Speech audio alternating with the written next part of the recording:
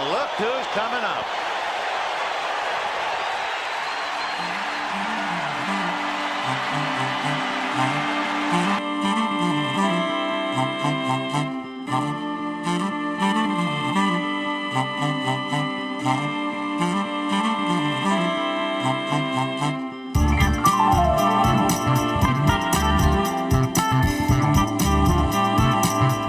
Hello, everybody, and welcome to another edition of Fantasy Sports Daily. My name is Dean Millard.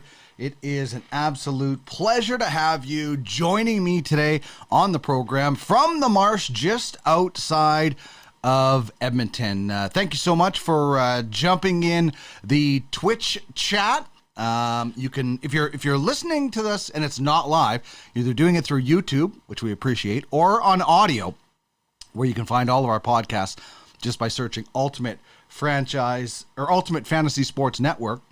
And you can always get us live on Twitch at this time. So thanks so much for joining the show today. We had a massive one yesterday. It was really, really fun. Andy McNamara wound everybody up with his rankings. Larry Fisher gave you an idea of, what scouting in our platform could be like for you and how you could actually make some money. Pretty impressive stuff. On the show today, we are going to be chatting with my good friend Dave Jamieson of TSN 1260.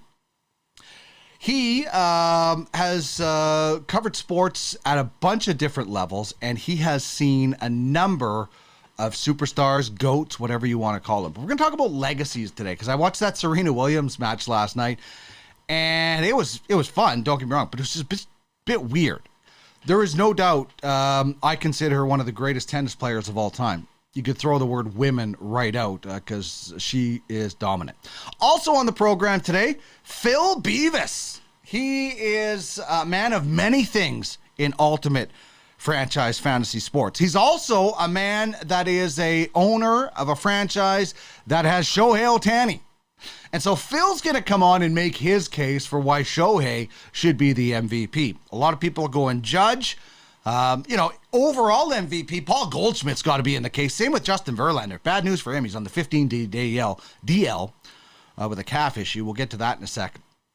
But even Verlander for the Astros, sensational. So we'll discuss a lot of that. Phil can give you a firsthand look of what it's like to be involved in UFFS, which we hope to grow to bigger and better things. So that's what we have lined up for you. Also our top three and our question of the day. But as always, would love to hear from you in the chat room here on Twitch. Chime in, have your thoughts, be a part of the contest. You can't call the shots if you're sitting in the stands. Get in the game. All right, let's get to our question of the day, inspired by my former high school law teacher, Myron French, who would start every class with the question of the day. So for today's show, because this is such an important day for fantasy football, because rosters, cutdowns are over. It is past 4 p.m. Eastern. Cutdowns are supposed to be done in the NFL. So this is an important time period. If you're worried about your MVP getting cut, then you have bigger problems. You have massive problems if you're worried about that. But that is our question of the day. Who is your MVP in your fantasy football season going into it this year? We did our draft last night, and it was a bleep show 2 picks in. It really was. And I say bleep because What are we? Werewolves, not swearwolves. yeah, we're werewolves, not swearwolves. I'm going to cut that one off here. What are we? Werewolves, not swearwolves. Yeah, we're werewolves. We're not swearwolves. So we had our draft last night, 2 picks in. Guys like, I can't take a quarterback. I can't this. I can't do blah, blah, blah. Jamie Thomas is our commissioner. He's AWOL. I don't know where the hell he is. Honestly, I'm sitting back. I didn't have a pick till the end of the first round because I won last year. Champion, victory. But I was just laughing so hard because these guys are freaking out and honestly, nothing feels as intense as UFFS anymore. So none of my drafts I really get too hung up about. The league I care about is the UFHL, big time. And the Duckman's domination, the UFWJ, the UFAHL, the teams I have ownership in, where it's ultimately realistic. But, when I look at my fantasy team, my two MVPs, I'll probably go with Mike Evans because I'm in a touchdown-only league. So you only get points for TD. So Mike Evans is that guy. I hope Tyreek Hill can be that guy, which is one of the reasons I threw up the old Marino 13 jersey today, right beside Gretter and Andy Moog. Gretzky, the greatest of all time for a lot of people. There's Guy Lafleur's jersey up there as well. But there's my Moog wall as well. But that's why I threw up the Dolphins jersey, because I'm trying to make sure Tyreek Hill, I'm trying to make sure he has the same kind of production. He put up 60 points in our fantasy league last year. Remember, it's a touchdown-only league. He's only projected to put up 42. So I need Tyreek Hill to have a bigger year. But Mike Evans would be my MVP. Jalen Hurts is one of my quarterbacks. Josh Jacobs, Javonte Williams, Amari Cooper, Evans, Tyreek Hill, Deontay Johnson. I also got Knox Dawson last night. Or Dawson Knox last night. The guy with two first names. I'm pretty happy with that team as the defending champs. Clyde Edwards-Helaire on the bench.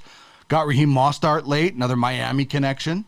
But I want to know who is the MVP on your fantasy football team. Arnie is joining the show. He says, ha, ha, ha, I have that in my yearly hockey drafts. None of these drafts get me as excited anymore. Yeah, I know. It's weird. I can't, I'm not even in another hockey league. I quit my other hockey league because it was a weekly league, which is, this is the worst thing ever. Weekly leagues are dumb. I'm sorry. I hate to offend weekly league people, but I hate them. Hate is a strong word, and I hate them. They're awful.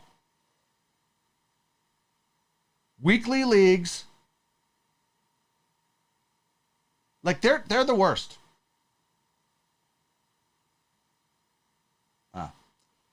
Can't even find the clip that I want. Oh, okay. This is what I think of weekly leagues. Am I hot? Yeah, I'm hot. That's a crock of crap. Yeah, you said it, Wayne. You said it. Weekly leagues stink. Especially weekly football leagues or whatever. They'll play 3 days. But hockey weekly leagues or baseball weekly leagues? Come on, that's terrible.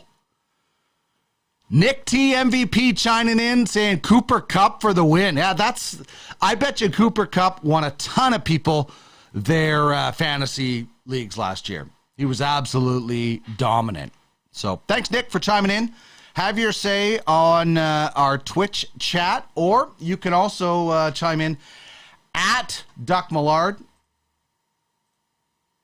or you can get all of us on Twitter at UFS Network, at UFF Sports. You can also get us at UFFS Official, UFF Sports Official on Insta. UFFsports.com is the website, and you can email us info@uffsports.com. All right, so that is the question of the day. Now for the top three. And in honor of Serena Williams crushing it, although she did look a little nervous early on, at the U.S. Open last night, in her 40s, just absolutely dominating. I want to know, who are your top three GOATs of all sports? So, your three greatest of all time in sports. Now, this is obviously one of the best debates you can ever have. I mean, narrowing down the top three best players in one sport can sometimes ruin family reunions. Doing it for all of sports could ruin humanity. Not that humanity is all that good these days. It's, maybe we need to talk more sports. So anyway, this is my list of GOATs, and it's all sport-wide. Gretzky, or Gretter, as my good friend's buddy called him at one point. He's number one. I was saying it yesterday. The domination above his peers over his time was so massive that it's hard for me to look at anybody else. And also remember, this is my era. The closest guy to Gretzky for me is Mario Lemieux. As far as, domination and skill, hell, the guy had cancer treatment and came back and led the league in scoring. So Gretzky gets my vote just because he was so much better than everybody. Serena Williams is number 2 for me. The accomplishments go look at when she first played at the US Open, and she's still there now. 6-time champion, over 20 majors, an absolute dominant player. And Tom Brady. Tom Brady's in there for me. Again, I go back to titles, obviously. Longevity has a big thing. Like Serena Williams and Tom Brady. Gretzky quit because nobody could finish. The guy was setting up everybody left, right, and center, and nobody could finish. He's like, that's it. I'm out. 7 C's, Mooch chiming in saying Michael Jordan. Most definitely. For me, Jordan's the greatest basketball player ever. Now, again, I didn't watch Bill Russell play. It's hard for me. So, and I think LeBron is awesome, but Jordan was Jordan. Jordan was so much more dominant. Left, came back. He had a great team, but so did LeBron. I mean, I don't remember Jordan recruiting Karl Malone. I think that, they got Pippen, Horace Grant, Tony Kukoc. I mean, it's like they didn't go out and recruit like sort of happens today. Nick TVIP says Team Canada women down by 2 late in the third against the U.S. right now. Oh my goodness. How did I not have that on? I got the U.S. Open on right now. Oh my God. Thank you, Nick. I'm turning that on right now. It's 4-2 in the third. The Americans have the lead. I can't imagine how excited Mooch is right now. Andy Mack says Brady equals GOAT. And Mooch says agreed about, I don't know if he's agreeing about Tom Brady or agreeing about my reasoning for going with LeBron James.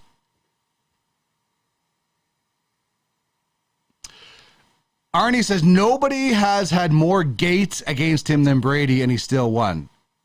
Hell, he won with balls that barely had air in them. Very good point. Now, 7C's agreeing with my reasoning. I like that. Now, I will say, Arnie, if Arnie ever tries to convince you of something to do with Brady, Jonathan Huberdeau, I'm trying to think of who else. He's like me and Andy Moger, the Wheat Kings. We're a little biased when it comes to those guys. So just be careful in that regard.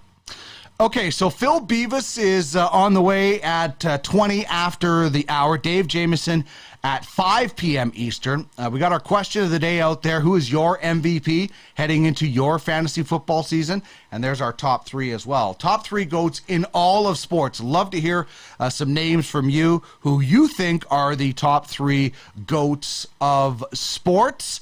But, this is a very important day for fantasy football fans because guys are getting cut.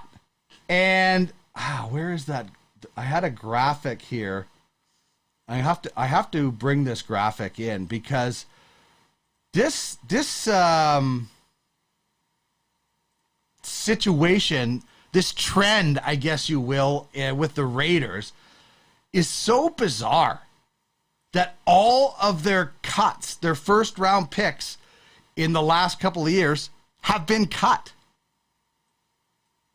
Yeah, I'm going to bring this board up right now. This is wild. Look at all these Raiders first round picks that have been cut over the last 3 years. So this year, Alex Leatherhead gets cut. Henry Ruggs, we know, went to jail. 2020, Damon Ameta He gone. He's out. Or Arnett, sorry. Farrell in 2019, they declined him. Josh Jacobs, declined him. Jonathan Abram. Like, if you're at all getting drafted, do you just pull a Lindros now and be like, no, we're good. You keep that jersey. We are good. That's crazy. Now, there's been a ton of turmoil, obviously, with the Raiders.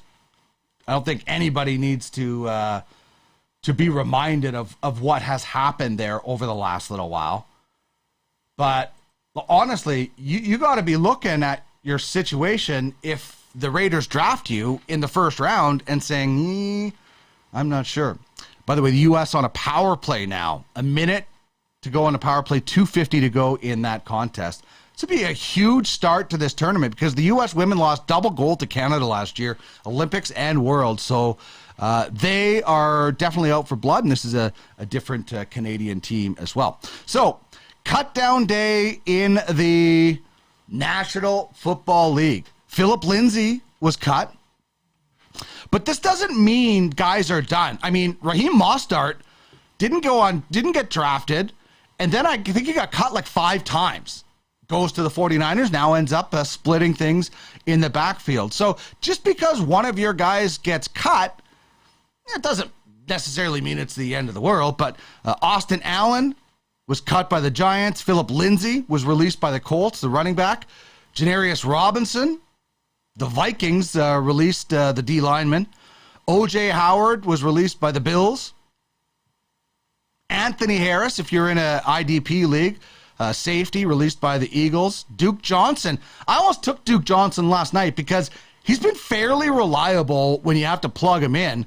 I know he's listed on this list as average, but I don't know. If you're in a bind, he might be able to help out. So there's some interesting players that have been released, and we'll kind of get through them throughout the show as we go.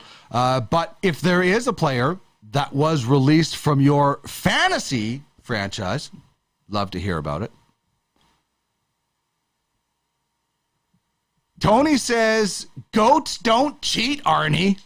Ooh, the haunch, throwing it down in the chat. And Mooch is excited about the women's hockey. They're up 4-2. The Americans are. The Canadians just killed off a power play. Nick TVIP says Mary Lemieux, one of his goats. I like that. And Arnie says, if you ain't cheating, you ain't trying. Tony wants to know if Arnie's talking about selling pigs or fantasy. I don't even want to get into that conversation. That's what I know for sure. I do not want to be a part of that conversation. Okay, speaking of conversations, when we come back, we're going to chat with Phil Bevis. He is going to give us his case for Shohei Ohtani as the MVP, and the U.S. has scored an empty net goal. So it looks like the Americans will draw first blood in the Worlds. All right, we're back with Bevis, no butthead, right after this on Ultimate Fantasy Sports Daily.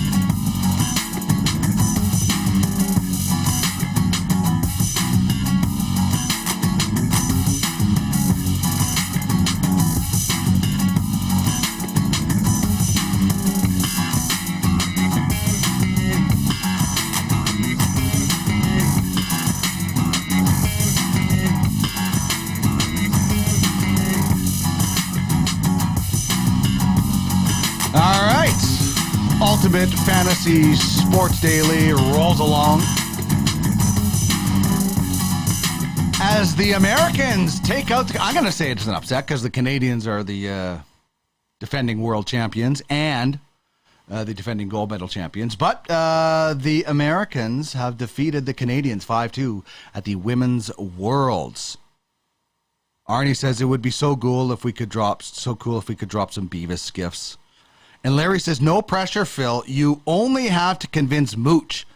He's here for the MVP debate. Yes, we're going to bring in our next guest in just 1 second. You can always find us on twitch.tv/Ultimate Fantasy Sports. Okay, our next guest is a very busy man when it comes to UFF Sports. It's everybody's favorite Bevis, Phil Bevis. How are you, my man? I'm good. How you doing, Dean? I am excellent. Thanks so much for joining us. I open Telegram as I do every day and wonder kind of what to get. And I absolutely love that article you threw in there and the debate you put up for Shohei Ohtani, which I know you guys went hard in UFLB to get that first pick and get Shohei Ohtani. So maybe just reiterate what you were chatting about when it comes to the MVP race and where you think Ohtani fits in. Right. And really, for the longest, I thought I was the only one left on the Ohtani MVP train. And then I come up on that article this morning. And realistically, to me, I don't think you can take away from Ohtani just based on how horrible the Angels are doing this season, you know? And I was really hoping you'd have Mooch in here. But But yeah, no matter, like I was saying on there, to me, 40 plus home runs, 150 strikeouts, 15 plus starts, tops a 60 home run season to me. I mean, it just is what it is. Yeah, I mean, listen, people can talk about the fact that sometimes they have a six-man rotation or the numbers aren't there. Just the fact that, I think the fact that Ohtani pitches and hits automatically puts him in that conversation. He's doing something that nobody else is doing, and if he's even remotely good, he's got to be in the conversation. Right, and a lot of people act like it's going to start this big two-way wave of players coming in. And I don't see it. I see a lot trying it, but I don't see a lot succeeding at it. Yeah, I wish more people would. I mean, John Olerud was an amazing pitcher coming out of college. It would have been great to see what he could do. He almost hit 400 at the plate. What could he do? And I hope it does, but it's one of the hardest things to ever do. You're not going to see a massive amount of people coming into it. Now, what about the team success versus the individual player success? Obviously, Angels stink. The Yankees are going to the playoffs. How do you factor in that component? Well, like I said, me personally, I'd say you can't take that away from Ohtani just for the failures for everybody around him. I mean, obviously, the Yankees, I say they're probably going to win the World Series this year. But just due to that, I don't see Judge taking the actual MVP. Because the way I see it, how many games do the Angels win without Ohtani at all? Yeah. You know, the Yankees could, I think Mooch threw out a number that they had won without him. And yeah, it was a little skewed. But, I mean, without Ohtani starts, how many Angels wins do they really get? Yeah, I'm with you. Without his starts on the hill and his bat, you take away his starts and his bat, you take away either one of them. You take away both of them, I don't even know where they are. And now that Mooch's argument is the Angels suck with Ohtani. I think your argument is they would suck even more with him. And then he counters with, everyone has failed around Judge. Well, isn't that the same thing as the Angels then? You're saying everyone around the Yankees has failed Judge, but they're going to the playoffs because they obviously got a hotter start. But it's almost like you guys are saying the same thing, because the Angels roster, other than when Trout is in there, isn't that great. And Mooch is saying the Yankees roster sucks and Judge is the only guy there. So it almost sounds like, in a roundabout way, you guys are saying the same thing. Right. Even if we're saying the same thing, Mooch is wrong.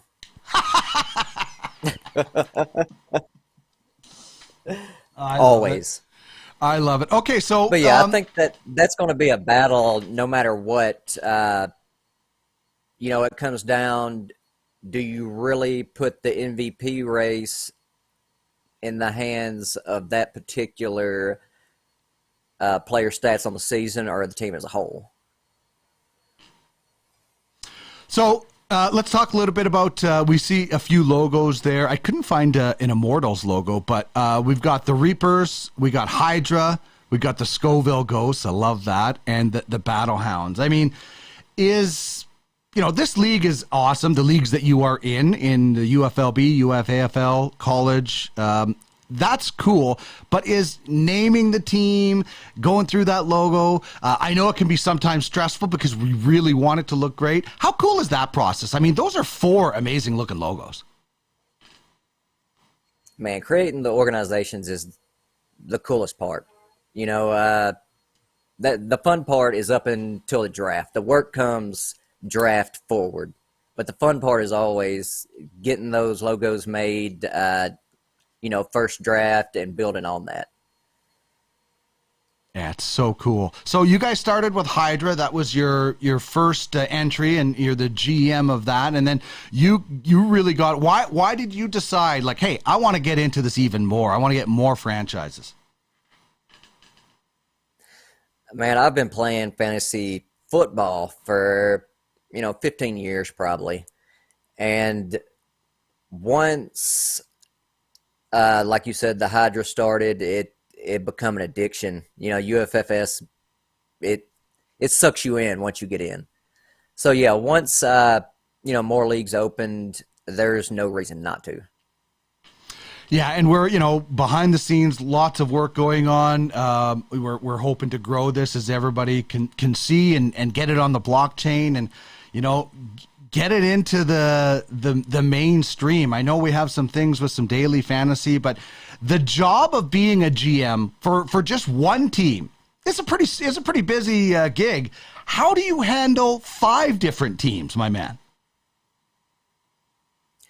As far as baseball, I have a GM who puts in quite a bit of work. With basketball, it's kind of skewed a little way from the other sports as far as time of the year. And as far as Legends goes, it starts right at the end of football season and, ends right before baseball. So it all falls together very busily, but it works out at the moment. Oh yeah, no doubt. What's your number one sport? What's your go-to, the sport that you feel you love the most and are maybe the most educated in when it comes to fantasy football? Or fantasy sports, rather, sorry. I'll tell you this. I'm an owner of the Reapers, but Hydra is my baby. That was my first, and yeah. Pro football is my thing. Yeah. What excites you about the college league though this year? This is something like we just finished the Ultimate Fantasy World Juniors, which is a massive event in hockey, but nothing near what the college football scene is in the United States, obviously, where you are located. But what gets you really, really excited about the college football setup that we have? Right. I actually started in a campus to Canton league probably 2 or 3 years ago, and they got me into college fantasy sports. And yeah, I mean, college fantasy football, there's so many points everywhere. There's so many teams.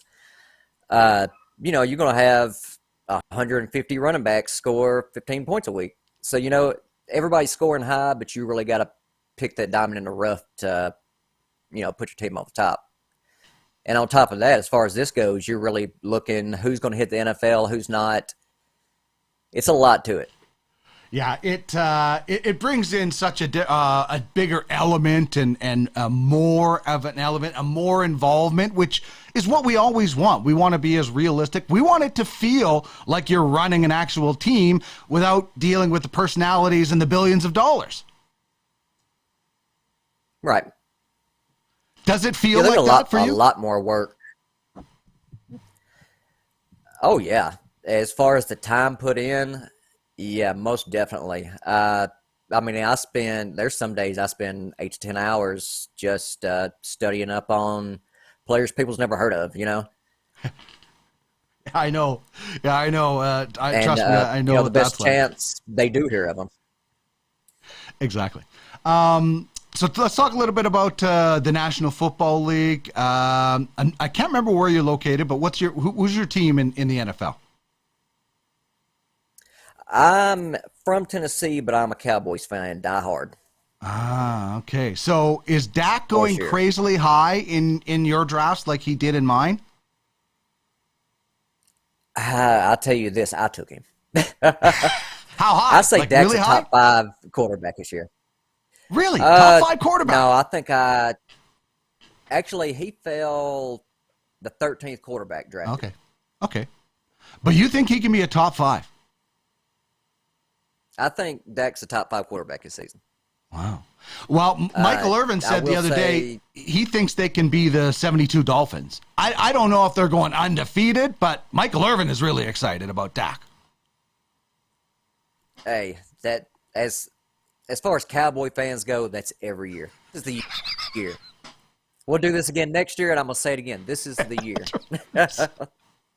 This is the year. So, as a Cowboys guy, are you, like with your baseball team, you have a GM. Are you Jerry Jones or are you hands off? He'd probably say I'm Jerry Jones. Yeah. I'd say so. Yeah. I think I you don't would think be he hates Jerry it, Jones. but yeah, I imagine I would be.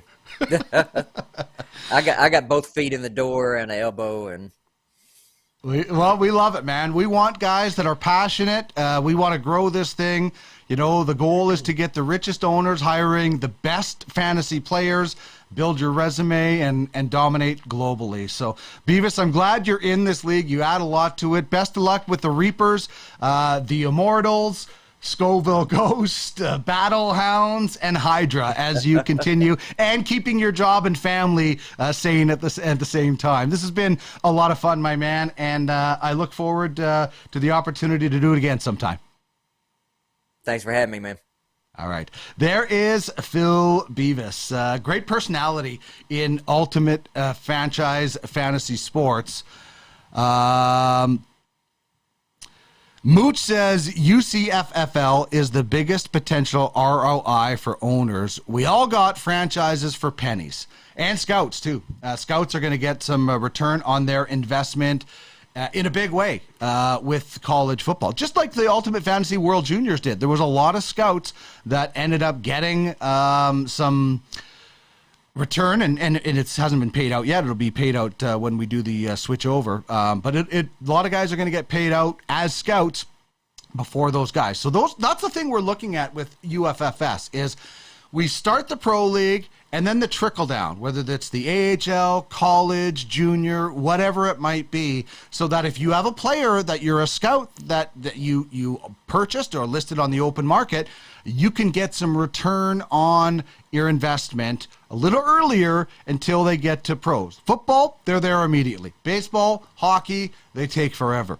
Well, not forever, but longer. Basketball, they're in instantly. So it's very different in a couple of different sports, and it should be a lot of fun. Arnie says, good job, Bevis. Awesome to hear from you. And Tony says, nice work, Phil. I like Phil is passionate. That's certainly one thing. And you need passion to be able to have something like UFFS. You can't have guys that are like not checking their lineup for 20 days or not responding to trade requests for 20 days. You have to have guys that are in it, passionate, as he spends 8 hours sometimes a day looking at his fantasy teams and everything else that goes with it. All right, that was a really fun conversation. When we return, we will have an open segment. We're going to get back into some of the top stories of fantasy.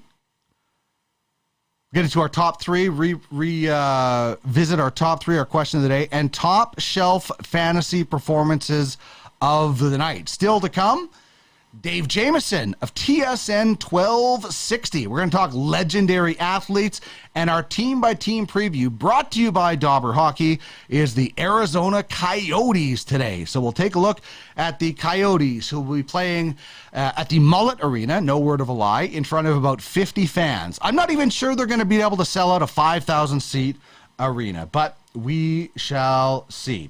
All right, this is Ultimate Fantasy Sports Daily. My name is Dean Millard. You are watching the Ultimate Fantasy Sports Network. We'll be back in just a couple of seconds.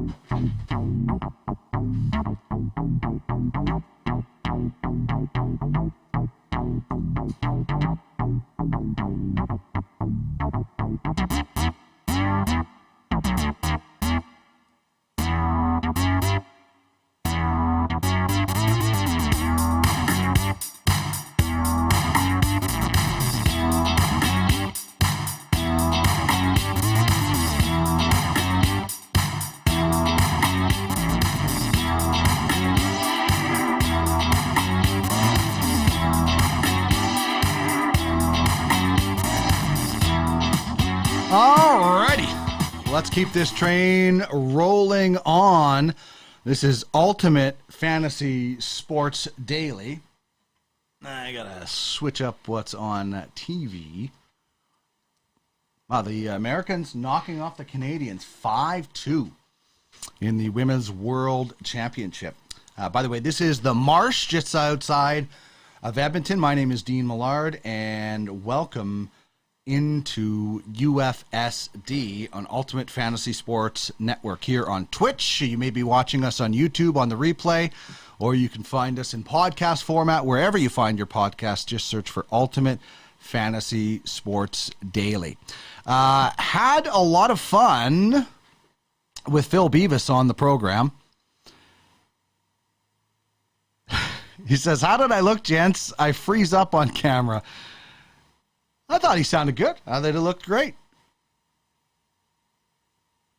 Everybody else says they looked great. Even Mooch, says Bevis. Arnie says, "I enjoyed your personality. Great to see it shine through. And you may be right every once in a while," replies Mooch. So,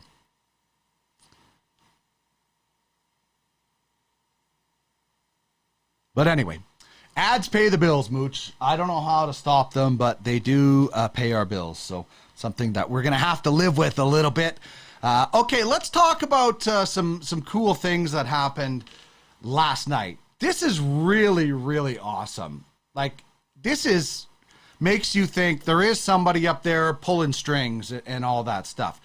Check this out. This legendary timing. So, August 29th, 2001, Serena Williams wins at the U.S. Open, wins the match. Albert Pujols hits a home run, and big bad Vlad the Impaler, Vlad Guerrero Sr., Craig Biggio, and Dante Bichette all record a hit. So you probably know where I'm going with this. Only two of the people from that 2001 night were still in action last night, which is incredible, but this is wild. Well, you see it. August 29th, 2022. 21 years later, wow, Serena Williams wins at the U.S. Open. Albert Pujols hits a home run. And Vlad Guerrero Jr., Kevin Biggio, and Bo Bichette all record a hit. There's got to be somebody pulling those strings, man. What do they call that? Is that serendipity? I don't know. That's a movie. I know Trish likes that movie, my wife.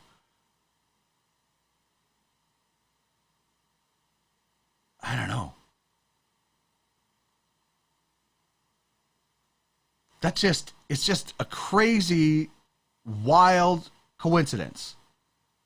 Now, is there such a thing as a coincidence? That's awesome. Like, the fact that all happened in that span is crazy. Is really, really wild. And it's the neat thing about sports and history. I love it. Arnie says, "Did you see that Sam Steele went to the Wild?" Yeah, I saw two minor signings in the NHL today. Steele signs with the Wild, and Cale Fleury signing with Seattle. Both of those guys are, I don't know, fringe guys. I thought Sam Steele was going to be a much better player. I mean, the year of the NHL lockout, Sam Steele and Tyler Benson went bananas in the Alberta Bantam League, breaking all kinds of records. And everybody thought they were both going to be stars. Benson ran into injuries. I'm not sure what's been the drawback or the stopping point for Sam Steele. I think they're fringe guys, but Sam Steele with a new location, like, Anaheim's great. I'm sure he wished he could have stayed there, but he might have maybe just get some more of opportunity. I don't know if it's an easier time breaking into the top six. I don't even know if he is a top six player. He hasn't shown it. He has top six skill. There's no doubt about that. But for whatever reason, he hasn't been able to apply it. And Cale Fleury, another guy who probably, two good Western Hockey Leaguers, but both probably more so in the National Hockey League, or in the American Hockey League. Okay, so we talked a little bit about some roster cuts. Justin Verlander last night left the game with a calf issue. And now he's on the 15-day IL. That's not good. That's really not good for those in UFLB trying to make a playoff push. Let's see.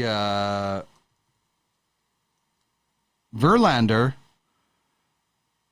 is owned in... my computer is freezing up a little bit.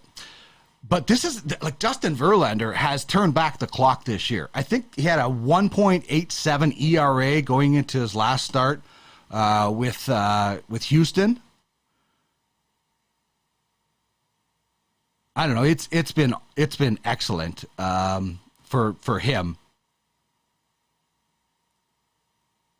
And so last night, it was mostly the hitters that did any kind of damage. Tyler O'Neill, 2 long balls for the St. Louis Cardinals, who just keep rolling. You know, I know Bevis said earlier that he thinks the Yankees are going to win the World Series. I'm liking the St. Louis Cardinals. The way Paul Goldschmidt is playing. You know, Tyler O'Neill is not a old player, but Albert Pujols is chipping in. We'll get to him in a second. Home run last night. Tyler O'Neill, couple of long balls last night, 3 RBIs. I like the the Cardinals. On the season, he only has 12 homers and 53 RBIs, but I don't know. I like St. Louis. I like their chances, especially if Goldschmidt. I mean, if Aaron Judge can drag a team along, then so can Paul Goldschmidt. Judge, by the way, last night hit another home run, so he's heating up again. Had 36 May, June, and July, and has had, I think, like 6 in his last 10 games or something like that. Anyway, a home run, an RBI, and like he gets a couple of walks. I mean, why are people pitching to him? Especially, why are you throwing fastballs? Is it an ego thing? Don't throw fastballs to Aaron Judge. And the guy I wanted to talk about was Albert Pujols. 12 points last night. As we said earlier, a home run, 2 RBIs. He also drew a walk, 1.85 OPS. Albert Pujols at 42 is awesome. 2 for 4 with a home run last night. He's got 15 home runs on the season. He had 17 last year combined with LA. I mean,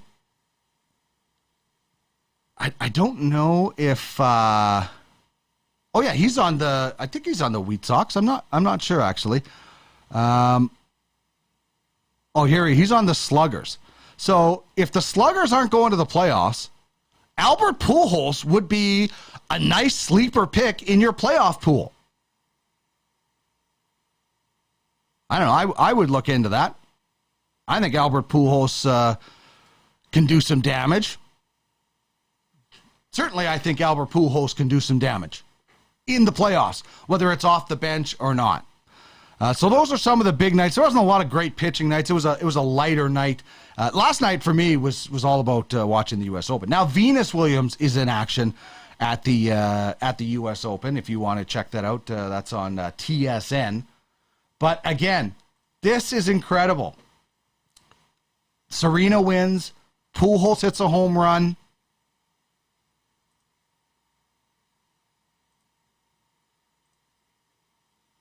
And then Guerrero Jr., Biggio, and Bichette get hits. And then the 3 kids, and Pujols is still around along with Serena Williams. I don't know how else you explain stuff like that other than somebody is pulling strings. I don't like to believe in sports gods, but somebody has to pull strings to make that happen. I don't get it. As for Serena last night at the U.S. Open, she started a little bit slow.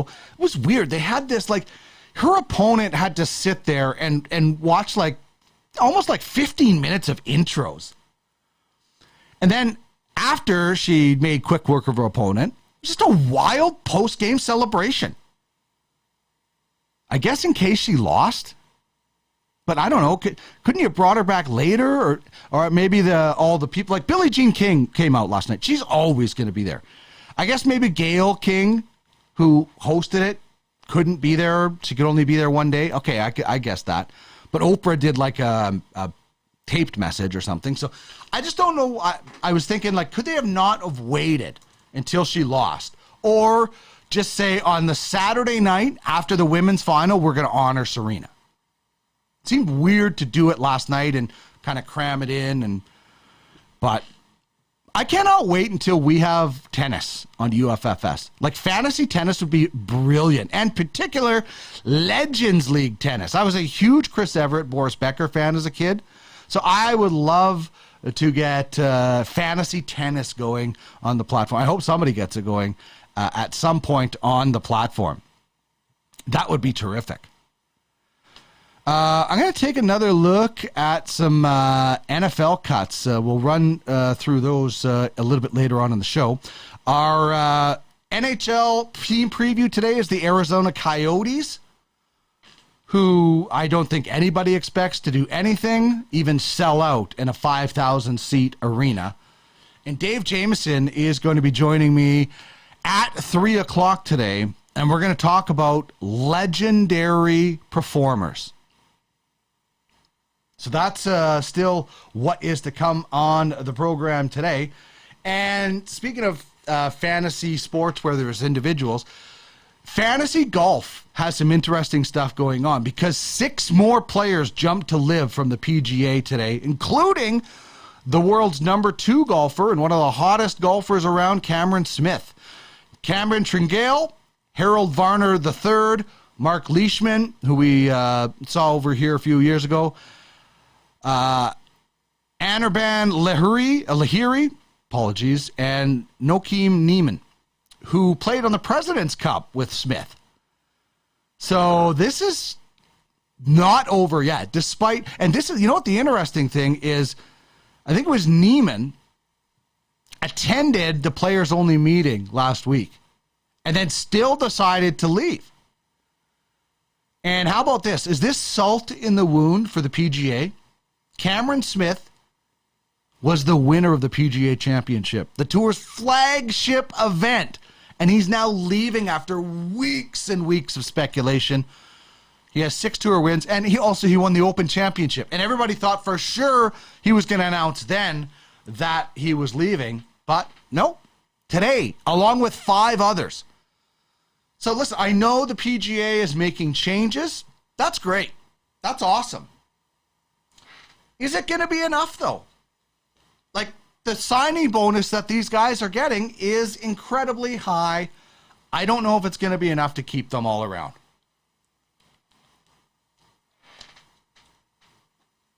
I don't know. I eventually want to see a head-to-head. You got to have a head-to-head. Not right now, because the PGA would still crush them, but give some time. Give it a little bit of time, and then we'll see if we can get some kind of real cool rivalry going between these two. Like an actual rivalry of hatred. I think that would be cool. As something I mentioned earlier, Justin Verlander, the right-handed ace of the Astros, left his start with Baltimore on Sunday night because of a calf discomfort. We told you about that yesterday. Today they placed him on the injured list. Also Hunter Brown being added to the taxi squad. Now, about the injury to Verlander, the diagnosis is, quote, relatively good news, and the expectation is it's a short-term injury. That's just tough, right? You're going into the most important time of the fantasy season. If you're in regular fantasy, you're going into the playoffs. If you're in Ultimate Fantasy League Baseball, you're getting ready for the playoffs, and you might not have one of your MVPs. It sucks. It sucks, and it's you're at the mercy of, obviously, if you believe in fantasy gods or, GMs making decisions and things like that. But when you get down to the most important time, especially in baseball, 162 games, and then you might not have Verlander. Let's hope he is healthy. Let's hope Clayton Kershaw returns very soon. for the LA Dodgers and a lot of fantasy teams out there that need him.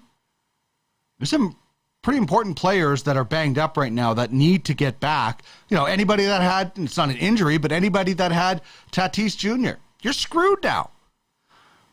And it's the lady luck of fantasy. She either smiles on you or slams the door in your face. Last year, she invited me in. Don't tell my wife, Trish. And I won my fantasy football league.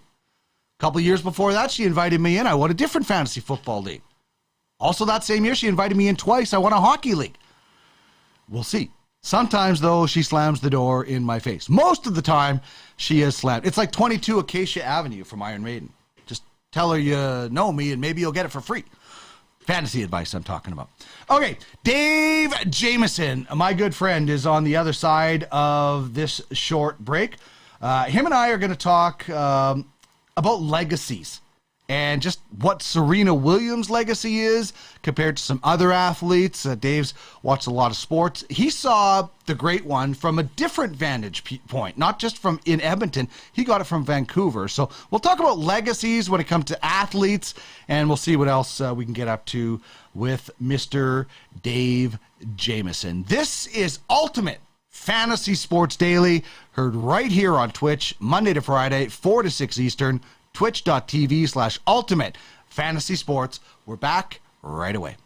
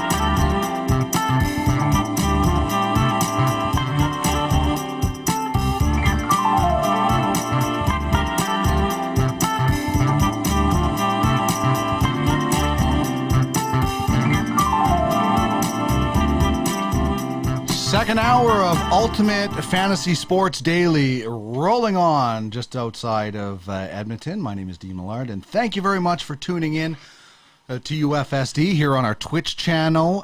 We appreciate everything. If you missed Phil Bevis from earlier today, this will be posted on YouTube, and you can find the audio version wherever you find your favorite podcast in whatever format you would like. All right. My next guest is a good friend of mine, Mr. Dave Jamieson. And Dave, I'm not going to ask you how you are doing because you taught me that when we worked together not to do that. Yeah. But I am going to say it is absolutely wonderful to see you again and hear you back on the air. You know our history with that dreadful disease, and I know you're going through and beating it. So it's great to see you, Dave. Dean, you know what? I'll waive my opposition to the "How are you?" question because, first of all, thank you for asking, and you and your wonderful wife Trish have been a real. You helped me get off on the right foot on all of this and get my head straight before I got into all of this. And it's been a very long year. There's lots more work to do, but I can't call myself cancer-free yet. So I say I'm working on it, and we're going to continue to work. But it's certainly, I've learned a lot about myself, and and I count my blessings for all the help I've had along the way. Indeed, and certainly you have a lot of supporters helping you out. So you can hear Dave 10 till 2. So how does that work now with you and Low Tide and Matthew and the whole dynamic of going for and kind of a serious question, going from hosting your own show to being in a bit of a group dynamic has been quite fun. It's a really good challenge, Dean. Low Tide has skills that I can't, even imagine or approach to have, in terms of his hockey knowledge, his depth of knowledge in that sport particularly. And I think working together with a guy who's my age, we've been in the business roughly the same amount of time, forces me to, I think, be a little sharper in my questioning and probably not just questioning of guests, but also just kind of how I interact with him. And then it brings out a different dynamic in Matthew. And so, when we did, I did a show solo or with Matthew for, almost 8 years. And to come back after my illness and then get right into doing something brand new was, it took a lot out of me physically because I'm, still recovering and I was still having, trouble speaking and all of that. But it really, I think it was very good on a personal health level to, move along my recovery, but also, as a broadcaster, you got to take yourself out of comfort zones, Dean, and put yourself in places where, at first blush, you might think, I don't know about this. Well, you know what? Get in there. And the early returns, and if our boss likes it, I'll go with that. And, the audience has warmed to the two of us together. And I think now we've got a good rapport amongst the three of us. So, yeah, I hope we get many more years of it. Yeah, well, you're getting some welcomes on the Twitch chat. Tony says, welcome to the show, Dave. It's great to see you, and it's great to hear you guys on the air again. I wanted to talk with you about kind of legacies. I mean, we're seeing the farewell to Serena Williams, which I thought was really weird because they had this big, like, if she would have lost, I guess they have to do it then. But it's... when we talk about legends or GOATs, that kind of overused term in sports, I put her in a list with men and women. And I think my most favorite interview was somebody said to her, "You're one of the greatest women's athletes." And she said, "I prefer just athletes." Like, I think we're seeing not obviously power in sports. Men are just genetically bigger. She is one of the most powerful athletes I've ever seen in my life. Oh, without question. I'm glad you started there, Dean, by saying, greatest of all time athletically and didn't have to, parse it by gender. You look at the numbers and just the raw numbers of what she's done is overwhelming. The singles titles, the doubles titles, the Olympic gold, and all of what she's done off the court, There have been obviously great tennis players, many before her, and there will be many others who come after her. But I don't know, Dean, if you're going to see an individual, now granted her sister Venus is part of this story too, but someone with that on-court excellence over such a long span of time when the game itself was changing. I mean, they all do more or less over time, but she was powerful before raw power was a thing in women's tennis, certainly. And now, she established what it meant to be great, and then off the court, what she's done as a business person, a mother, having a child, with, reportedly, would like to have more, and all of what she's done as a human. And, we're all better for it, for having experienced her on the court. 100%. I look at, and I haven't watched King Richard yet. I really do want to watch that movie and just see, because it really sounds like when you watch the video, somebody asked her, who do you want to be like? And she says, I want people to be like me. Like, they knew at 9 years old. And, growing up in Compton, and you worked with a lot of football players that came from that area, that is not an easy area to escape from and become one of the greatest of all time. To be able to think that at that age is probably what propelled her, along with some terrific skill. Oh, absolutely. It would be as much mental strength as it would be, physical strength, Dean, to get through that kind of, growing up in that environment. And you're right. I mean, you and I both know a number of, a good friend of ours, Ed Hervey, comes from there. And there are a lot of football players who come out of there, basketball players who come out of Compton, not very many tennis players. I can't imagine there are, a large number of tennis courts in that particular area of Los Angeles. So to do what she did, how she did it, with her father obviously being an incredibly strong figure, many would call him overbearing and controlling and all the other, whatever else you might want to, words you may want to apply to him. But the finished product, I mean, she is, there have been outbursts on court, obviously, and those are well documented. But I think at the end of the day, and as she ages and she, has gone through life and having a child now and being married and all of those things, I mean, Venus Williams is, I'm not going to pretend that I know her on a personal level, because, that would only be for the inner circle. But I get the feeling she's really sort of, she used the term, she's not retiring, she's evolving. She has evolved into a really complete person, not just someone who's really good at playing tennis. And we don't always see that with athletes. Like, some athletes, when they're done, they're like, I am gone. And like Tim Lincecum, like, he's in the woods somewhere. Nobody knows where that guy is. And there's others that really embrace it. And when we talk about that GOAT term, here's my top three of all sports. Wayne Gretzky, we both watched his magic, and I put Serena in there, ahead, right along, whatever you might think of Tom Brady, because when you look at these three athletes, and Craig Button, he explains this really well all the time when we talk about, to be the best, it's how much better are you than your peers? And we remember Gretzky's assists and points getting separated in pools, and, Mario might have got there if he would have been healthy, but to be not just the greatest of your sport, the greatest of all time, I think longevity plays a big part, and that's why Serena Williams and Tom Brady are on my list. And they should be on your list, Dean, and they're on my list as well. I mean, they are sport defining individuals, and Serena's in an individual sport. I mean, with the exception when she plays doubles, but tennis is a lonely sport.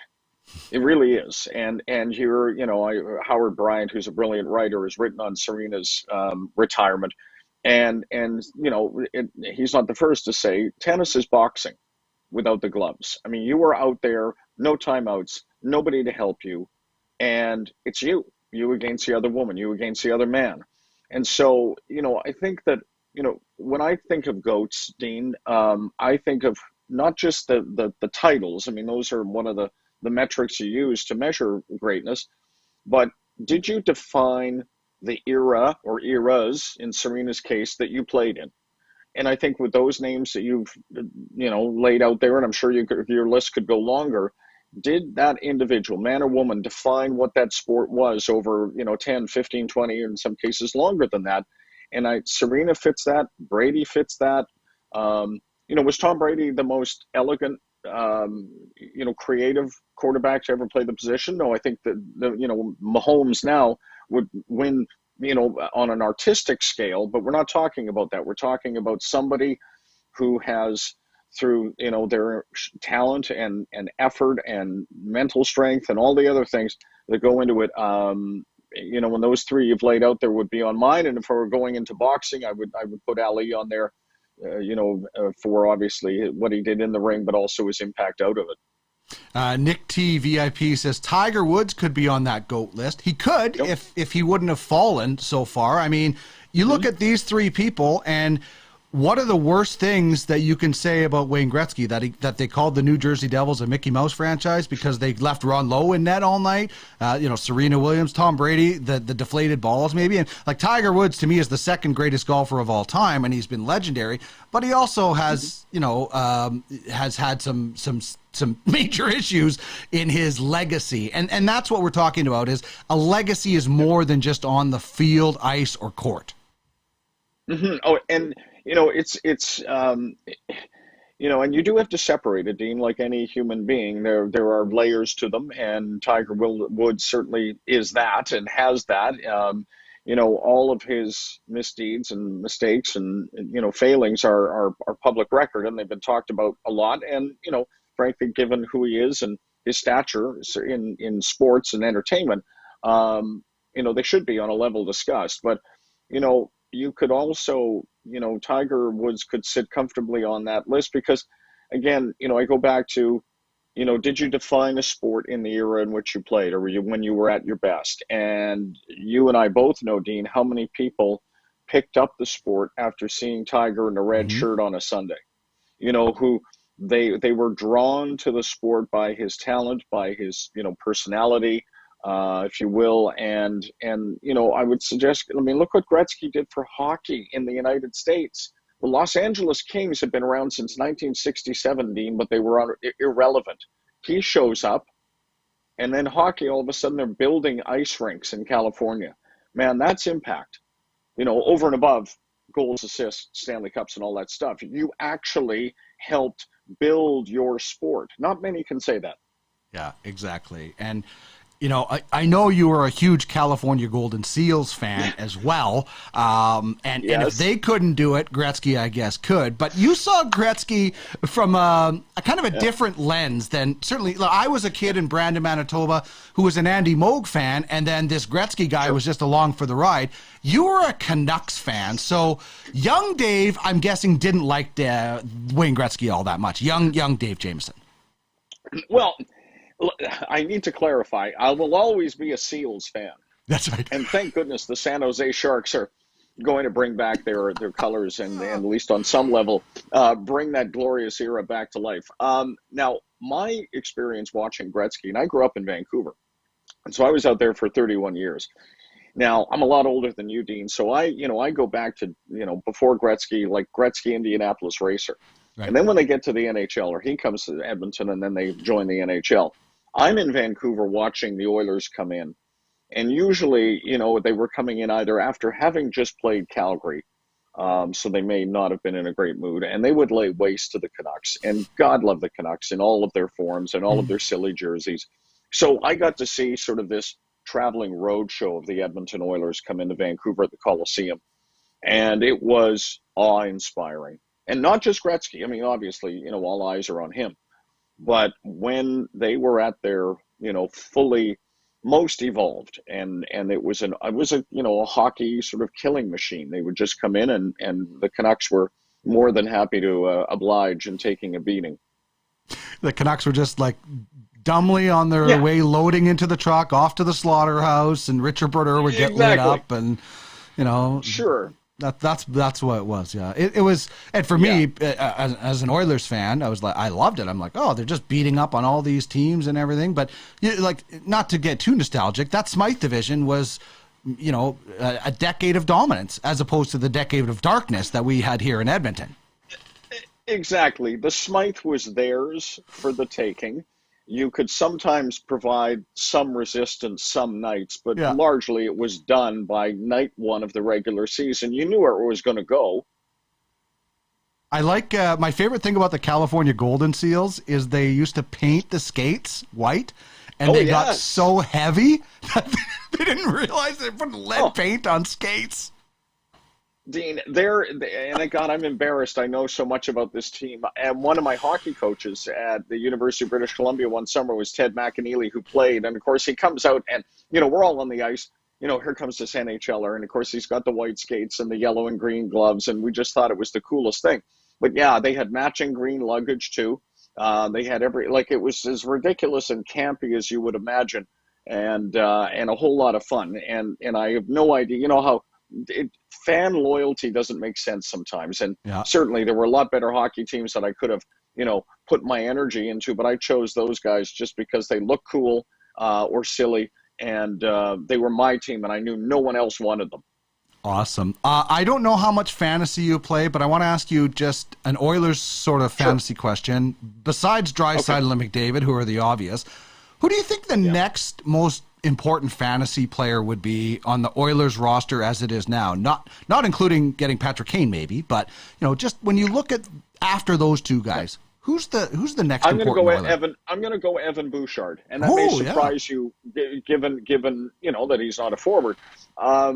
Just Dean having at least a sense of what the role he'll play and the level of importance he now has in the organization. I'd be inclined to go there. I mean, I could have, as you said, Kane, and, you probably, and I noticed you said Evander Kane, not Patrick Kane, because we're not there yet. But, you could also maybe, go with Nuge, but I don't think so. For me, it would be Evan Bouchard. Okay, well, I think that's a good choice, and I think they've got some decisions to make, obviously, because they have some redundant players, obviously, and they need some cap space for sure. Okay, Dave, I cannot let you go. You worked with then Edmonton Eskimos, now Edmonton Elks, for many years. There is a very famous, I kind of paraphrased this story the other day about a training camp incident. You tell this story so good. Can you tell the story about the gentleman who was kicked out and then returned with something at a practice one day? No, absolutely. So we were, actually was in season, and this player was, his name was Xavier Jackson, was not in Edmonton long. You can look him up. It will say Edmonton Eskimo. So we're at practice one day at Clark Stadium, which is adjacent to Commonwealth, and Xavier was a defensive lineman, and Aaron Fiacconi was a very tough offensive lineman. And they, as those guys are wont to do back when you had contact practices, they got locked up on a couple of drills, and things started to overheat. And the next thing you know, they're in a fight. Now, Xavier, who I think was also from Compton, just, the helmets come off, and Aaron Fiacconi, who is from Sudbury and used to bounce in bars in Sudbury, and Dean, you probably have an idea of what that might look like on a Saturday night in Sudbury. As Tom said. Knows, thank you, and as Aaron knows, if there's no tie-down strap, you grab the shirt and you pull it over the head, as we do in Canada. Well, our friend Xavier, maybe he never had the lights out move pulled. So the jersey comes up over his head, and Aaron Fiacconi starts the lawnmower, and he is raining down blows, and it's fast, and it's over. Well, Xavier gets up. He's a huge dude, and he's, looking for somebody, and he walks off the field very slowly with purpose and goes behind. There's a large dumpster right beside our practice field. And Ed Hervey, who was our scout at the time, turns and says, "Oh, he's coming back with something." And we turn around, and he's grabbed a shovel from behind, one of the work crews had left, and he drags it across the asphalt, and you can just hear it bouncing, making that click, click, click, click sound. And before, people can kind of go, what, whoa, hold on a minute. Yeah, you had a fight, you got beat up, but we're not going to start pulling shovels out here. We're a pro football team. Well, it's funny, and anyhow, cooler heads prevail, and we all thought, well, he's going to get cut. Yeah. You send him to the dressing room and you give him the CFL Samsonite, which is a garbage bag, and he is gone. Somebody get him in a minivan and drive him to the airport. Well, he ends up staying on the team, which was always baffling to all of us. But the story made itself into, wire service picked it up. Somehow it's down in LA. And somebody phones Ed Hervey and goes, what is going on up there? You got guys grabbing shovels fighting at practice, and what league is, what is that up there? And it's like, well, sometimes in Canada, right? If we can't get our hands on a hockey stick, I mean, you grab what you can get, Dean. the sound of him dragging it would have been like, what the hell? Like, this is like out of a horror movie, right? Like the chink, chink, chink. Like, oh my goodness. Yeah, like, exactly. oh God. Yeah. And I know. that's like one of the many stories that you have, Dave. And I know they're all funny, and I know people will get a kick out of that one. Thankfully, nobody got hurt, and Nope. that was the main thing. Yes. Yeah. Awesome. Dave, thanks so much for being a part of the show today. I always appreciate getting a chance to chat with you and catch up with you. I'm so thrilled that you're feeling better, on the way to beating this, and certainly we're all behind you, and everybody around here is behind you as well. Oh, thanks so much, Dean. Great to see you and talk with you again. All right, there you go. Dave Jamieson from TSN 1260. You can hear him Monday to Friday, 10 a.m. to noon, along with Low Tide and my good friend Matthew Owanek. And Larry Fisher chiming in saying, great to have Dave on. Very insightful guest. He is. One of my favorite things about working at TSN is, I was a night guy, so I was only there till 7. But if I ever had to go in for something during the day, I would just sit down, chat with Dave and Matt at their desk, and we'd get into some really good conversations. And it would often spark a topic for a show. So that's kind of the first guy I thought of when I thought about talking about legacies. So I don't know. Nick brought up a good point about Tiger Woods. I truly feel legacies are built on and off the court. I mean, Lawrence Taylor shouldn't be a mentor for anybody except somebody who wants to be a good lineman. Okay? Like, that's the way it is. Tiger Woods should be a mentor for great golfer and how to turn your career around after a complete meltdown. Michael Vick turned his career around after a meltdown. But it's legacy, and it counts. And off the court counts as much as on the court for me. All right. That is going to wrap up that segment.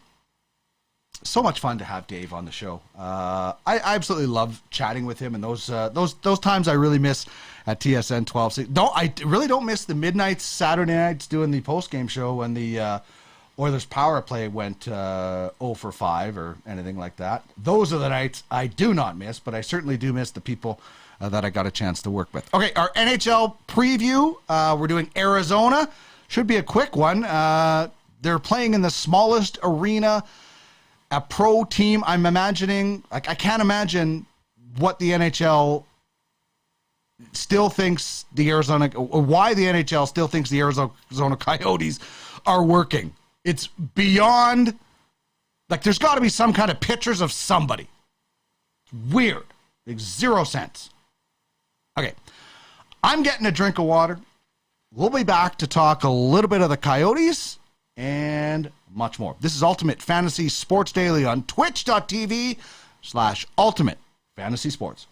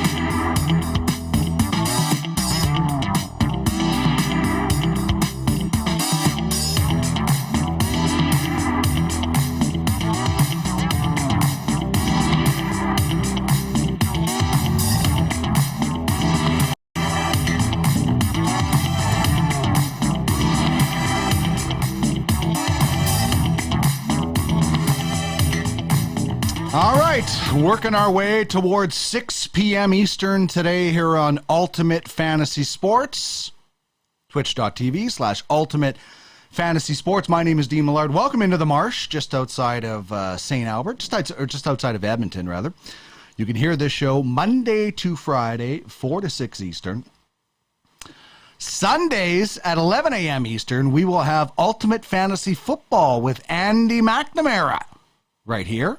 Wednesdays at 6 p.m. Eastern, UFHL Now will take place, and then a watch party when the season gets started. And starting this Sunday, Inside UFLB will return to the airwaves. We will have the show at 6 p.m. Eastern, and then we will have a watch party for the Dodgers-Padres. How about that? First watch party, and I didn't even plan it that way. First watch party. Dodgers, Padres. I'm not saying the Padres aren't going to be an easy out in the playoffs, but they're like 20 games back. So they're definitely playing for the wild card in that regard. All right, so great thanks to Dave Jamieson, who joined us previously to discuss legacies, star athletes, and more. And it's time now to bring in our next team-by-team preview. Brought to you by Dauber Hockey. And thank you very much for tuning in on our Twitch channel. Please drop a message into the board. Tell me where you're watching from, who you are, what you're interested in, what you would like us to talk about. You know, we're here for you. We definitely want to talk about what you want to hear. So if you have some questions for our guests or anything else, would love to hear all of that. All right, let's get to the Coyotes, the Desert Dogs, the ex-Jets, as I like to call them. I'll turn the ticker off for just a second. But when you're looking at the Arizona Coyotes, it's not exciting. I mean, yesterday I said the Anaheim Ducks are not a team that you should be looking at as a potential playoff team, but that there are a lot of potential stars on the Ducks that could win your fantasy team or your fantasy league. Now, is that the same with the Coyotes, the ex-Jets, as they say? I'm not quite sure. So, Clayton Keller, star. Nick Schmaltz, at times, has been an absolute stud. And Jacob Chychrun on the blue line. The reason Jacob Chychrun is in there is because he's probably getting traded to a better organization. But, when I look at the Coyotes, they don't have Phil Kessel anymore. So that's, I think he had like 48 points last year. I don't know if he led the team. 52 points, sorry. 44 assists. So your third leading scorer is gone. Your top two are back in Keller and Schmaltz. They both averaged around 60 points last year. Keller with 63, 28 goals, and Schmaltz with 59 points, 23 goals. And Jacob Chychrun only played 47 games, but he had 21 points. I don't know. Don't get me wrong. There's a couple of Coyotes. Keller, you should be looking at for sure. And I know there are franchises in the UFHL, like the Generals, that are going to love Clayton Keller's contribution. Is he going to be a first line on the Generals fantasy? I don't know yet. But I know Ian Constable and the Stallions like Nick Schmaltz. I loved Schmaltz last year in the last time I was in a different fantasy league. Kind of a streaky player. The Royals love Jacob Chychrun in UFHL. They just want him to get traded to a better organization. I'm sure. I'm sure that's what they are thinking. And my breakout player is Barrett Hayden. Now, Barrett Hayden, I don't even know, has Barrett Hayden been in the league for 3 years, 4 years? 3 years. But he's never played a full season. He played 20 games, 14 games. He played 60 games last year. So at least it's a bit of a start. I think Barrett Hayden's going to be a breakout player this year in fantasy. Now, temper those expectations because he's in Arizona. But still, like, there are some good players, but just not enough of them. Like, I look at Anaheim, and first of all, the players are more skilled, in my opinion, and there's more of them.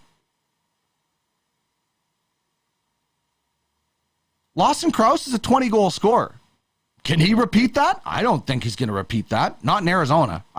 Maybe because I don't know. Shane Gostisbehere was a guy I was going to look at as a sleeper, but he was third with 51 points. People don't like Shane Gostisbehere. I don't mind him, as long as he's not your number one defenseman. The sleeper I'm looking at is Troy Stecher. You know, I watched Troy Stecher in the playoffs last year.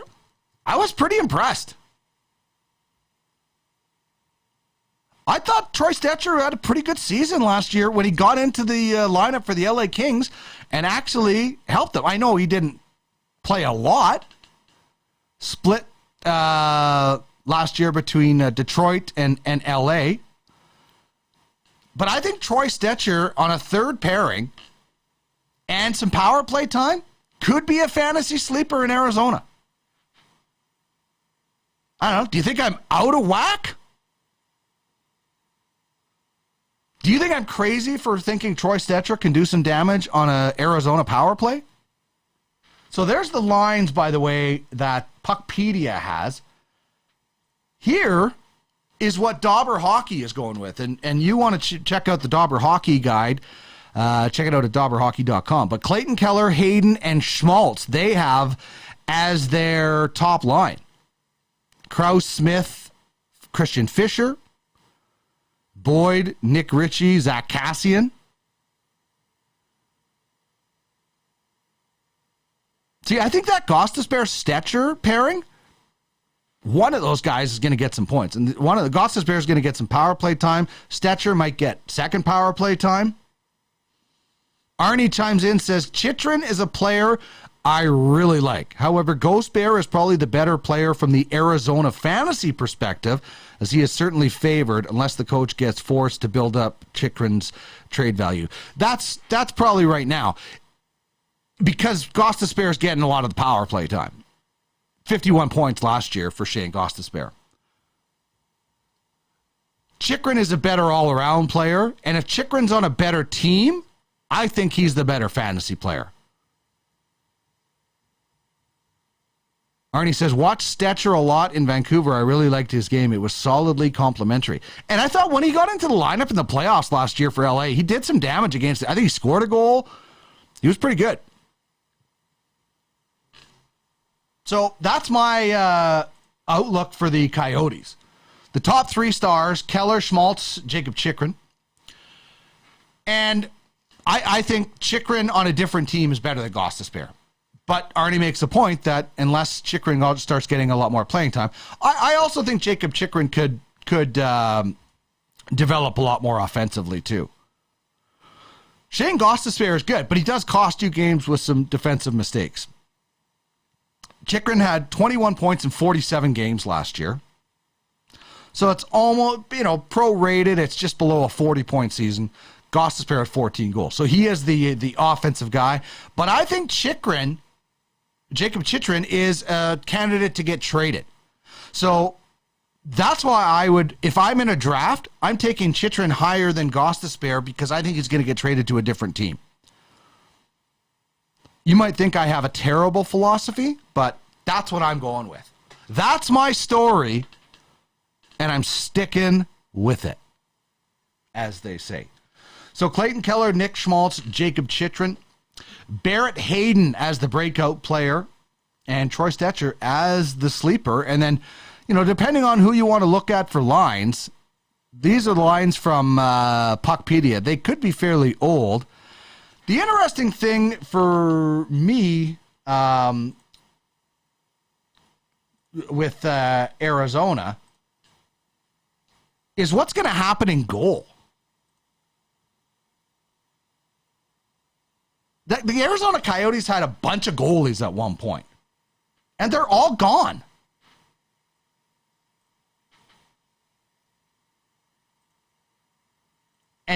And now you're going in with Vilmeka. Let me try that again.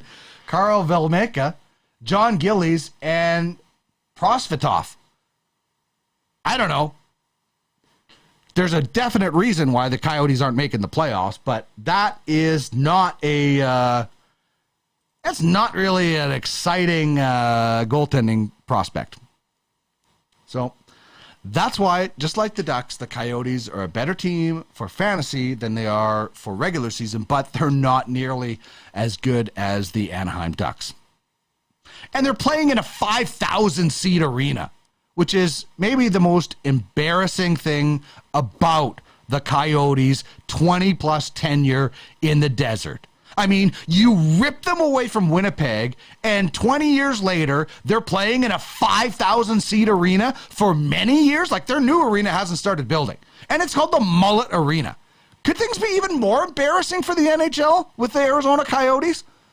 Like, when the NHL goes to, like, the big party, the NFL is there, NBA. Dude, does the NHL be like, hey, Arizona, can you go park the car? Embarrassing. Arnie says, Chychrun has so many shots on goal. He is quite a multi-cat beast, especially if you're in a cap league. Yeah, that helps too.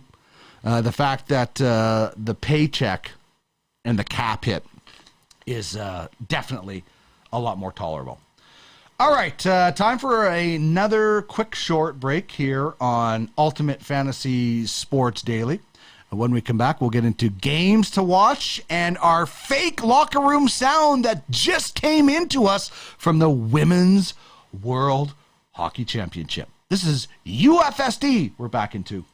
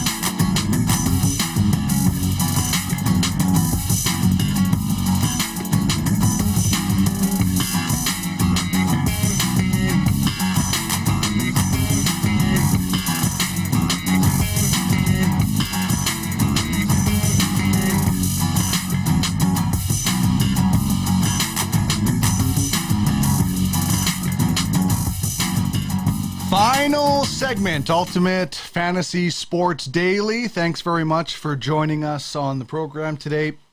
If you missed any of it earlier, we had Phil Bevis, who is he's involved with 5 different franchises in Ultimate Franchise Fantasy Sports. So we talked to him mostly about the Ohtani and Aaron Judge debate going on right now. Within our group, anyway, about who should be the MVP. Also, we had Dave Jamieson of TSN 1260 Radio on the show, one of my good friends. So happy for Dave that he's on the road to recovery. We talked to him about legacy. I'm watching Venus Williams get interviewed right now after her winning match today at the U.S. Open. Serena's match last night was quick, but the pomp and circumstance was amazing, and rightfully so. We really got into it about legends, and then we got into a little bit of Gretzky and Oiler talk. You might be surprised about who Dave would suggest after McDavid Draisaitl from a fantasy perspective. Really, really cool choice, so I like that. Last thing we're going to get to, or last couple of things we are going to get to, is we'll get to our games to watch tonight.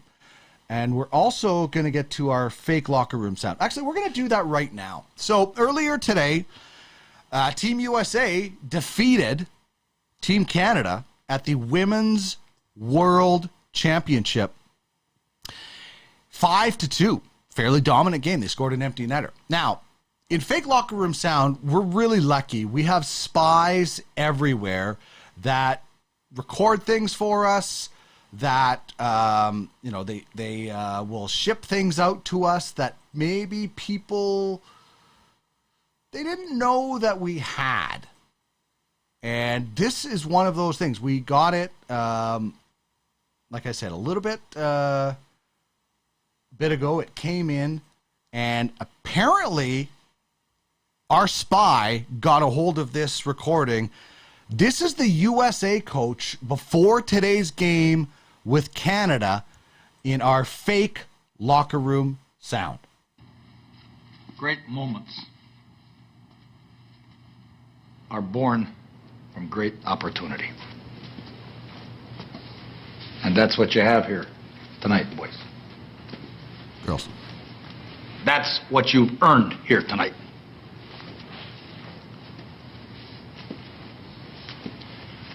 One game. If we played them 10 times, they might win 9. But not this game. Not tonight. Tonight, we skate with them. Tonight, we stay with them. And we shut them down because we can.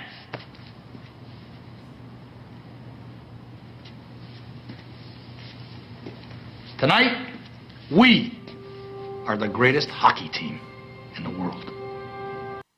There we go. What a speech pre-game for the American women today against Canada, and they go out and win 5-2. I mean, that is one hell of a speech. And again, our spies are everywhere. We've got microphones, cameras everywhere. Kind of fitting that we had an American. If you don't know, that speech is from Miracle. Kurt Russell did such a good job. I mean, when you watch that speech, even if you're not American, or even if you weren't alive for the Miracle on Ice in 1980, doesn't the hair on your neck stand up? I'm kind of a sucker for those movie moments, the raw moments, which I don't think really happen all that often in real life. I mean, sometimes, like Chris Dingman told me a great story about Bob Hartley. I think it was Bob Hartley. And how he came in and tore the team apart one time after a first intermission or whatever. And then left the room. And Patrick Waugh got up and said, like, just tore it, like, Joe, Peter, you guys are playing like bleep. Remember, I don't swear. What are we? Werewolves, not swearwolves. So Patrick Waugh got up and he's like, that guy is a coward. He's not going to give you guys heck, critique you, whatever. You guys are playing like bleep. And then Dingman said it was like they won the Stanley Cup. They went out and just obliterated everybody. So like those speeches happen very few and far between. The rah, kick the garbage. They used to, you know. I remember a coach for a junior team threw a glass bottle across the dressing room and it shattered just inches from a player's face. I was told a story of a guy punched a player on the bench one time. Those things are definitely not happening anymore. The way the game has had its reckoning, and rightfully so. But that's a great speech. That miracle speech, originally from Herb Brooks, Kurt Russell delivers it absolutely perfectly. I liked it. Okay, so games to watch tonight. Obviously, you can check out the U.S. Open. Venus won today. Serena will play on Wednesday again, but certainly some great matches going on.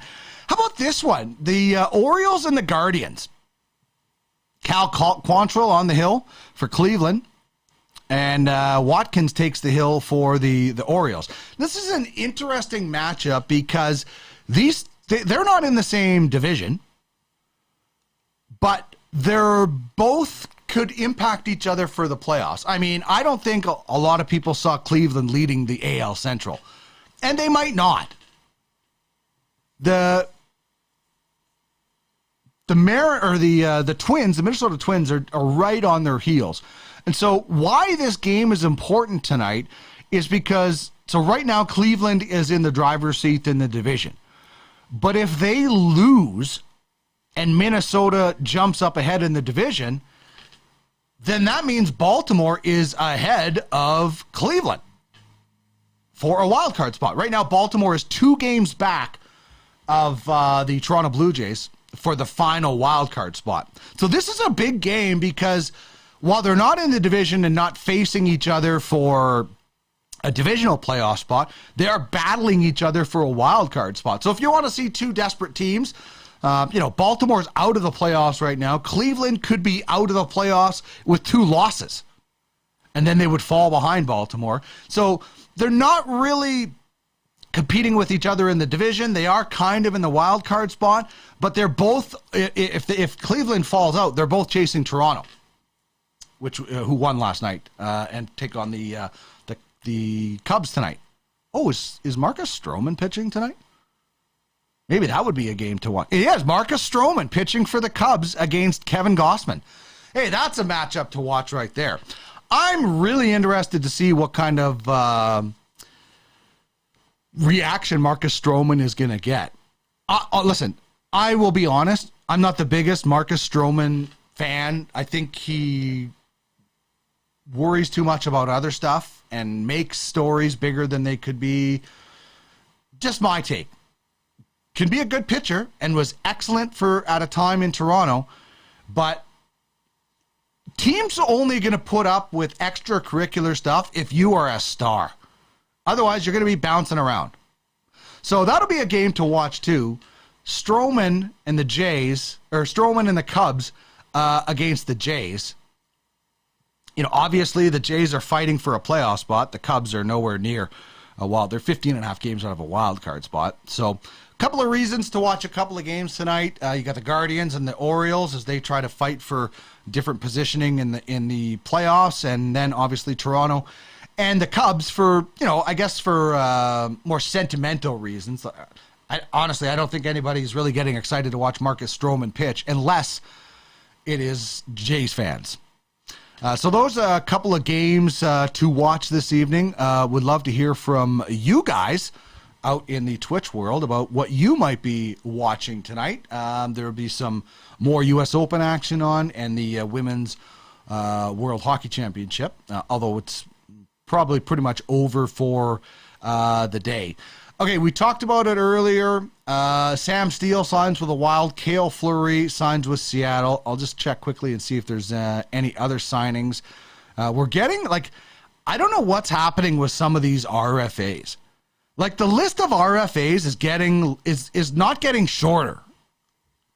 So I don't know if any of them are waiting for arbitration hearings, and then that's when a lot of deals get signed. But this is getting frustrating. I want some more signings in the NHL. That's what I'm looking forward. So we've got U.S. Open tonight. We got some Major League Baseball. I think the WNBA returns tonight as well. So you can check that out and see how the UFWBA fares, as they are, of course, in the playoffs. And I think that's about it. Big thanks to Dave Jamieson, TSN 1260, for joining the show today. Also, Phil Bevis, who is involved with 5 different fantasy franchises in the UFFS. Oh, Arnie says, sounds like Jake Virtanen and PTO in Edmonton, unless it's a rumor. Huh. Like, is Edmonton just, they're going to take on reclamation projects all the time now? They brought in Evander Kane, they brought him back. I do not think the Edmonton Oilers need to bring Jake Virtanen in on a PTO. If that's a rumor, I don't know. I'm just seeing that now. First thoughts are, I don't think they need him. Jake's going to have to work really hard to get back in the league after his offseason. It's going to be tough for him to get that, and maybe some team will do it. Still bizarre. I think he was 6th overall, and that year Craig Button had him ranked like 46th or something. It was still one of the weirdest things ever. All right, Dave Jamieson joined me on the show today. Phil Bevis as well. Really, really had a fun time on the program today. And you know what? The best thing is we'll get to do it again tomorrow. Show Ali is going to drop by the show tomorrow. We're going to talk some NBA, some WNBA, maybe some UFLB and Blue Jays, and we'll see what else we can get up to. Artie says the Oilers have Puljujarvi. Now, I don't think they need Jake Virtanen. They need help on the blue line, even with Patty Kane. But anyway, that's for tomorrow's show. Hopefully we'll have some more big news then. Thanks for dropping by. Thank you very much to everybody who chimed in on the message board, and we'll continue to build this wonderful show on this wonderful network, on this wonderful platform. Thank you very much to my producer Trish. Everybody else, have yourself a wonderful day. We're back here again tomorrow, 4 Eastern, twitch.tv/Ultimate Fantasy Sports. See you later. And look who's coming up. Thanks now. Bye-bye. Bye-bye. Bye-bye. Bye-bye. Bye-bye. Bye-bye.